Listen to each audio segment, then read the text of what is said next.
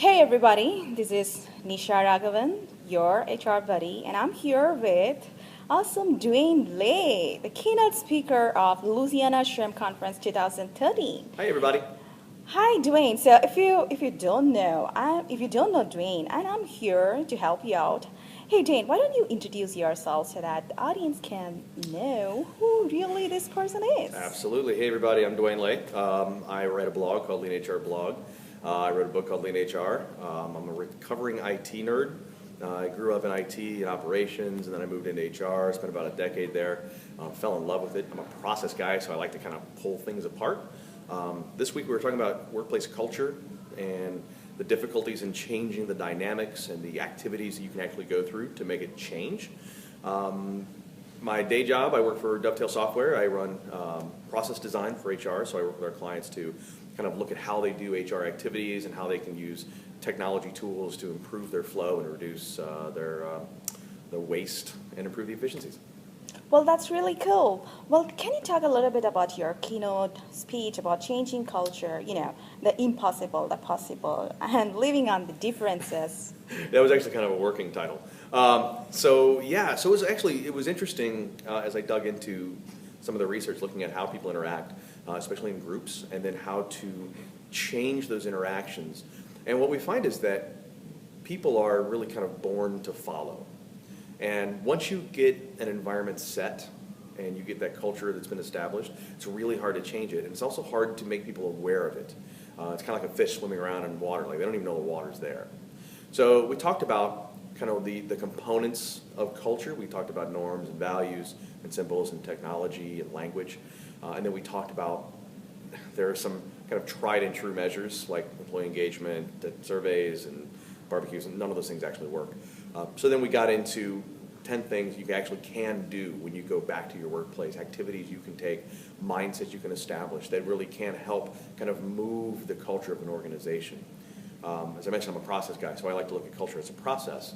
And culture itself is the output of a lot of other things. So you can't really reset the culture of the organization. You can only try to identify what goes into it and then take activities to try to kind of move those in another direction.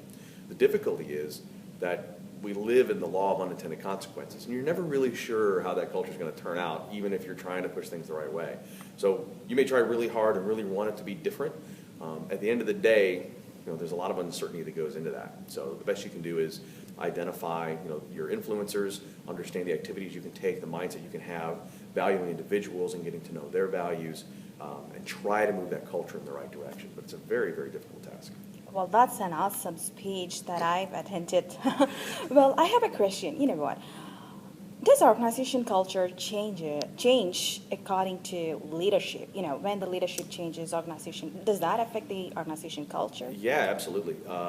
So when we talk about the process equation, y equals f of x, so y is being the output, and x are all of the inputs. Right? And leadership is definitely one of those inputs. And when you see those inputs change, you're likely to see a change in the output.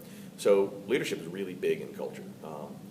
One of the things we talked about in the session is there's been research done through game theory and the prisoner's dilemma of how to actually get the greatest response from people, like what kind of activities and what kind of cycles are kind of built in.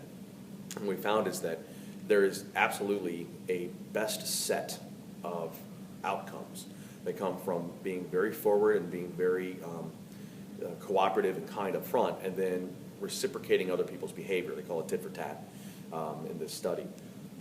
Leadership is the group that has the best chance of actually implementing that in a culture that's already been established. So your leaders, either by title or just by the fact that they influence people, they're the ones who really set the tone. Once you've got kind of that environment solidified, they're the ones who actually can go in and change the behavior by taking those first steps, making sure they are leading with cooperation, that they're valuing people, they're listening, and they're making sure voices are heard. By them doing it, they can help reset the way the organization works. So they're a really, really important input to that process. So yeah, absolutely, they can have a huge impact, and they should. Well, that's really cool. Well, let's talk about your new book, Lean HR. Okay. Yeah, so how did you come up with this idea, and What's the title of, why the title, Lean HR? So I've been writing the Lean HR blog for 3 or 4 years. And again, I grew up in IT, I grew up in quality. So for me doing Lean Six Sigma was always just kind of second nature when it came to pulling processes apart and rebuilding them. And what I found in HR, a lot of the material that's out there, a lot of the discussions that go on are either about kind of what HR should be doing at the table or not at the table, or what we're doing, what we're not doing right. But we don't, in my opinion, take enough time to teach. So these are tools that I've used for years, and I think they're really applicable, and they're not terribly difficult. It just takes time to learn them, right? You have to have somebody who's willing to teach. I liken it to reading a balance statement for a business. It's one of the most fundamental pieces of business. And once someone spends 10 minutes with you, it's pretty easy to read. But if you've never had someone spend 10 minutes, it can be a little challenging. So the idea behind the blog was always, hey, these are pretty simple tools. I'll show you how to use them, and then talk about how we apply them in HR. And so they just developed over time that I started building up kind of this library of information and ways you could apply it in human resources. And I've had roles where my job was doing process improvement in human resources. So through some of those stories and some of that experience, I started kind of gathering a mass of work. And as I started doing more and more speaking events and kind of getting to go out and share that message with people, the question was, why don't you put a book out of this? Why don't you have all this put together? And the answer really was, I just haven't really got around to it yet, I guess. That's all the material's there. So a lot of encouragement from some very dear people in my life. They convinced me this would be a good idea. And it's great. It definitely gives it a different kind of weight, I suppose, when it's, you can write all the words, but until you put them all together in a book, they don't mean as much, I guess. So putting that all together is a way just to kind of help spread that message and spread the education out there. So if I help anybody be better at their job or to learn anything that helps them get through a difficult problem, then it's fantastic. It's all I need.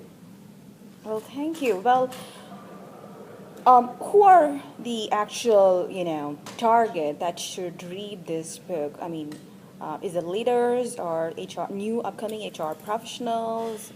So I think anyone who's never worked with process improvement can get something out of it. If you don't know the tools, then they're in there. They're pretty easy to read. They're not terribly complex, like I said. I hope that those who are new to HR, who haven't had a lot of experience, who haven't gotten kind of set in their ways yet, I hope that they would get a lot out of it, because not only are we talking about the tools, I actually give some examples of things that have happened in my background and some workplace events that I think can share some insights into kind of how people interact and some of the traps you can get into.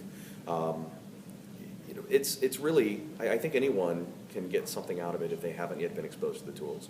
If you're a Six Sigma black belt, a Six Sigma green belt, if you've been running projects, you probably won't get a lot out of it, honestly. Our focus is really around how do we take these tools and look at our HR practice holistically to find specific opportunities for improvement. We kind of walk through the Six Sigma DMAIC cycle, which I think is a great structure, so I've taken it, to identify projects, evaluate them, make sure we're working on the right things, and then kind of pick where we're going to spend our resources to improve, to try to eliminate waste, to try to be more effective, and kind of walk that thread throughout the book on, you start with, we know we need to be better, and at the end, you know where you're going to go spend your time to improve. So those who are too curious about the tools and techniques, can you please name at least one or two tools? Sure. My absolute favorite, and I put this in almost every presentation, it's called a Y to X tree, and it's really, when we talk about the process equation of that Y equals F of X, it's just a very simple tool that helps you figure out, well, what are all the X's that go into that Y? And it's not terribly complex. There's no template that you have to use. It's a very, very simple thing to put together.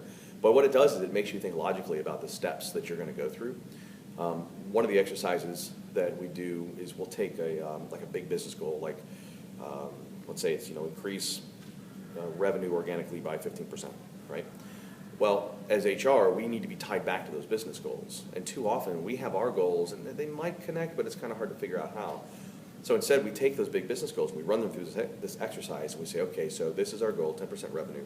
Well, we work with 3 groups. We work with finance, and we work with sales, and we work with service. All right, so let's take one of those groups. Let's talk about sales.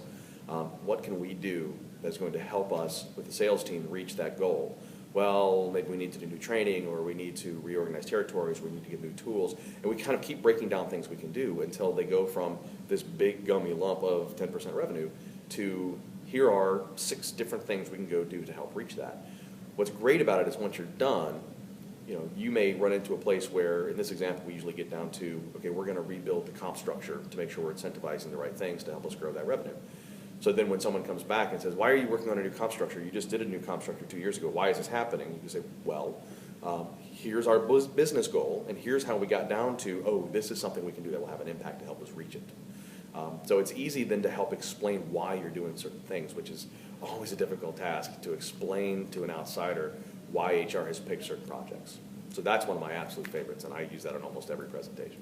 That's great. Well, Lousiana SHRM Conference attendees got really good opportunity to meet you and then buy your book directly from you with your signature. So where can other people can buy your book? What are the other avenues that you are going to appear in this year? So the book can be picked up on Amazon, but you can also get it, and this is my preference, through the SHRM store online. You actually get a better price from SHRM, and it's helping our own community do better. So I'm a huge proponent of that. So if you don't have access to the SHRM store, you can get it in other places, but please support your organization and your local chapter. I will be appearing at, Virginia SHRM, Missouri SHRM, Illinois SHRM, Ohio SHRM, I think, Iowa SHRM, North Dakota, as well as a lot of other little places. I kind of go wherever there's an opportunity to share the story. So I don't know that that's a complete list, and it constantly changes. But yeah, in fact, if you check out the site leanhrblog.com, we'll have an updated speaker schedule on there. And if anybody sees this and you have any interest at all, please drop me a note. You can reach out through the blog and reach out. There's nothing I love more than talking to practitioners and kind of sharing what little I know about the world. And if it helps out at all, I'm happy to share that. Well, there you go, guys. Reach out to leanhrblog.com. Finally, what are your words of wisdom to the young HR professionals? Get out of HR. And I don't mean like get out and don't come back. What I mean is get out and go experience some other functions of the business. Grow your own knowledge base. There's a really interesting concept in a book called Glimmer that talks about T-shaped people. The best professionals, the best design thinkers are T-shaped in that they tend to have a very wide breadth of knowledge that's an inch deep, but then they have one area where they go very, very deep and they get very, very sharp in that. But what happens is because you've seen other things, it helps you bring those ideas back into your area of expertise. I think one of the things that's helped me is the fact that I didn't grow up in HR. I grew up in other areas, and then when I came to HR, I had kind of seen those systems, and I saw the way things played together, and I had been a manager. So I had a kind of a different take on it than someone who had grown up in HR. So I think the best thing you can do is go spend a couple of years in another function. Ask for a rotational assignment. Go work in finance. Go work in marketing. Go work in operations if you never have. Go see what that world is like, because the things you're going to do in HR are to support those other lines. It's to support the employees who are working in other places. And if you've never been outside of HR, it gets really hard sometimes to connect with that and to be able to empathize with them on what they're going through. And we sometimes kind of get lost in our own head when it comes to designing HR systems. So we have to remember, our end user is out there. And if you have the opportunity to go spend time with those end users, it will do wonders for your outlook in your career. Well, thank you so much, Dwane, and this is really an awesome opportunity for me to connect with you directly in real life, finally. Absolutely. Absolutely. And thank you so much for your insights and spending your time with me today. Happy to share what little I know. Thank you. Bye-bye.